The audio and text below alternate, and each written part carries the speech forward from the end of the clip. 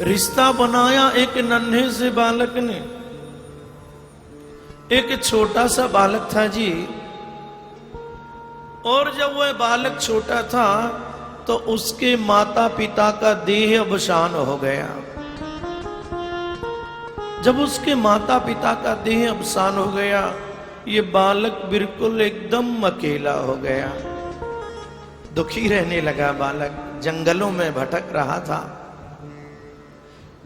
जैसे अवध के समीप पहुंचा, ऐसे संत मिल गए। संत ने देखा बालक क्यों रोता है बेटा, क्या बात है, क्यों रोता है? बालक ने कहा बाबा क्या बताऊं,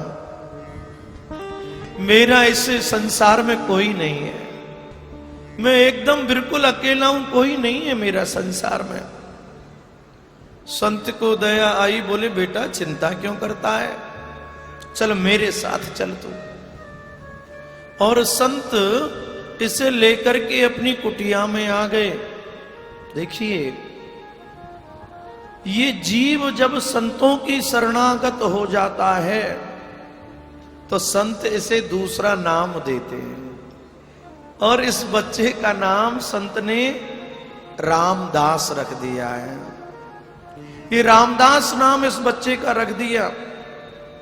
इनकी कुटिया में जो राम जी का जो दरबार था वहां पर ले गए और कहा बेटा तू कहता है ना तेरा कोई नहीं है, तो देख सामने देख, ये सांवले सलोने ये जो खड़े हुए हैं ना, इनका नाम है राम जी, और ये राम जी आज से तेरे पिता लगते हैं। और देख इनकी बाजू में जो ये खड़ी हुई है ना, इनका नाम है श्री जानकी जी, आज से ये तेरी माता लगती हैं। और इनकी बाजू में जो खड़े हैं ना, अपने कांधे पर धनुष धारण करके गौर वर्ण वाले, ये तेरे चाचा लगते हैं। चाचा को आजकल क्या अंकल जी कहते हैं, अंकल जी, हाँ अंकल जी। ये अंकल जी शब्द ऐसा है, इसमें सब समाहित हो जाते हैं। मामा जी भी अंकल जी, चाचा जी भी अंकल जी, है कोई भी है वो अंकल जी, अंकल जी। बोले ये तेरे कौन लगते हैं? चाचा लगते हैं। और देख इनके चरणों में ये जो मोटे ताजे जो बैठे हुए हैं गदा लेकर के, श्री हनुमंत लाल, ये आज से तेरे भाई लगते हैं। रिश्ता बता दिया और इसको आश्रम में रख लिया। ये बच्चा आश्रम में झाड़ू पोंछा इत्यादि करे, आश्रम का काम करता रहा। एक बार गुरुजी ने विचार किया, शिष्यों से कहा हम लोग 4 धाम की यात्रा करना चाहते हैं, तो बताओ मेरे साथ कौन चलेगा और आश्रम पर कितने लोग रहेंगे। अब तो सभी चेला बोले गुरुजी हम भी साथ ही चलेंगे, हम भी साथ ही चलेंगे, हम भी साथ ही चलेंगे। चेलाओं ने विचार किया गुरुजी के साथ रहेंगे तो खूब माल पुआ छकने को मिलेंगे, अकेले यहां आश्रम में क्या करेंगे। सब लोग चलने के लिए तैयार हो गए, लेकिन रामदास ने कहा गुरुजी आपकी आज्ञा हो तो मैं आश्रम पर रुक जाऊंगा और आश्रम में रह करके सेवा करूंगा। गुरुजी ने कहा बेटा तुम आश्रम में रुक जाना, ठीक प्रकार से सेवा करना, ठाकुर जी की कोई त्रुटि ना हो जावे। भोजन बना के पहले इनको भोग लगाना, उसके बाद स्वयं भोजन करना। ठीक है गुरुजी। इतना कहा और इतना कह के गुरुजी तो चले गए।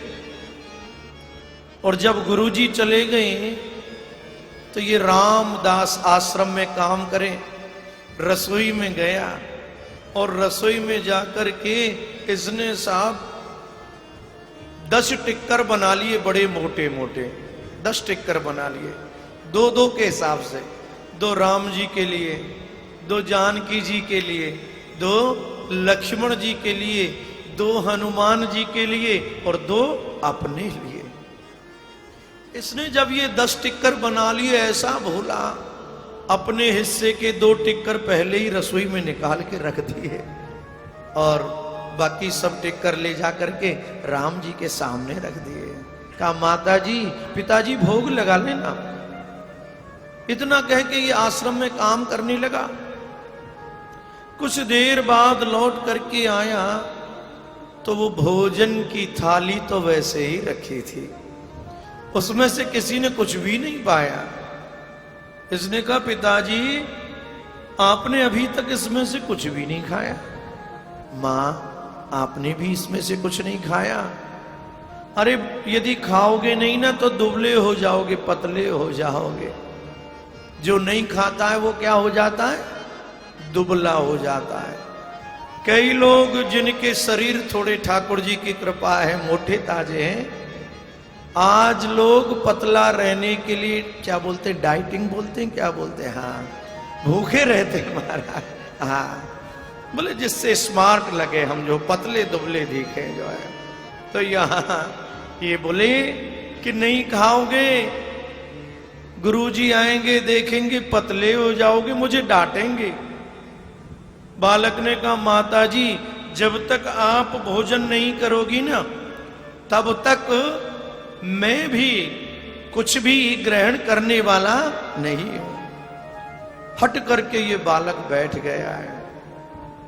तो यहां भगवान भला भोजन कहां करें? भगवान जब भोजन नहीं करते हैं तब तो ये जीव ठाकुर का भोग नहीं लगाता, और यदि भगवान सच्चे को भोजन करने लग जाएं तो फिर तो भैया ये भूल के भी भोग नहीं लगा है। हाँ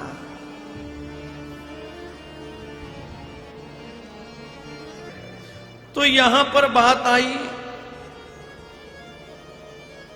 ये बालक बोला कि यदि आप भोजन नहीं करोगे ना तो मैं भी भोजन करने वाला नहीं हूं, मैं भी भोजन करने वाला नहीं हूं। बालक बैठ गया यहां। जब ये बालक यहां पर बैठ गया है तो भैया यहां जानकी जी को बड़ी दया आई, और जब जानकी जी को दया आई तो जानकी जी ने कहा देखो ना राघव, ये बालक जो है किस प्रकार से हट करके बैठा हुआ है। जब तक हम नहीं पहुंचेंगे तब तक ये भोजन करने वाला नहीं है। चलो चल करके इसे दर्शन देते हैं। तो यहां श्री राम जी, श्री जानकी जी, श्री हनुमंत लाल जी, ये सब यहां पर प्रकट हो गए हैं। और जब ये सब यहां प्रकट हो गए और दर्शन दिया है इस रामदास को, जानकी जी ने रामदास को गोदी में बिठा के भोजन कराया है। तो मैं कह रहा था भगवान जो भोग लगाते हैं हमारी पधराई हुई सामग्री का, तो कैसे? बोले उस भोजन की गंध अपनी नासिका से भगवान लेते हैं। घ्राण मार्गेण केशव। तो ये बालक भी बड़ा प्रसन्न हुआ और बालक भी प्रसन्न, श्री जानकी जी भी बड़ी प्रसन्न है। एक दिन बालक ने जानकी जी से कहा मां, मेरे पहले वाली जो मां थी ना वो मुझे कोई काम नहीं करने देती थी, घर का सारा काम स्वयं करती थी। लेकिन आप कैसी मां हो, सारे घर का काम मैं करता हूं, आप बैठी बैठी देखती हो। यहां जानकी जी ने कहा बेटा तुम ठीक कहते हो, सत्य कहते हो, लेकिन आज से सारा काम आश्रम का मैं करूंगी। इसने कहा नहीं नहीं मां, सारा काम नहीं करना है। यहां इसने सभी को अलग अलग कार्य बता दिए, अलग अलग कार्य बता दिए। और बोले राम जी से कहा पिताजी आप बहुत ही कोमल हैं, तो आप और कुछ नहीं करना, आप तो बैठे बैठे केवल जो है पत्तल दोना बनाते रहना। लक्ष्मण जी से कहा चाचा जी आप बैठे बैठे सब्जी अमनिया करते रहना। और जानकी जी से कहा मां आप सबके लिए भोजन बना देना। हनुमान जी से कहा हे भैया जी आप इतने मोटे ताजे हो, आप वन से जाकर के भोजन पकाया जाए, उसके लिए आप लकड़ी लेकर के आना, इतना कह दिया है। तो ये सभी लोग अपने अपने कार्य को करने लगे। जब सभी लोग अपने कार्य को करने लगे, कुछ समय बाद गुरुजी का आना हुआ। गुरुजी ने पत्र लिखा कि बेटा पूर्णिमा के दिन मैं अपने सभी शिष्यों को साथ लेकर के आ रहा हूं, तुम सबके लिए भोजन बना के रखना। इतना कहा। अब ये बालक श्री जानकी जी से बोला, माता जी गुरुजी आ रहे हैं, इतने शिष्यों को साथ लेके भोजन कैसे बनेगा? तो यहाँ माँ ने कहा, तू क्यों चिंता करता है बेटा? जगत जननी जानकी जी ने कहा, सबके लिए भोजन मैं बनाऊंगी, मैं बनाऊंगी। तो यहाँ श्री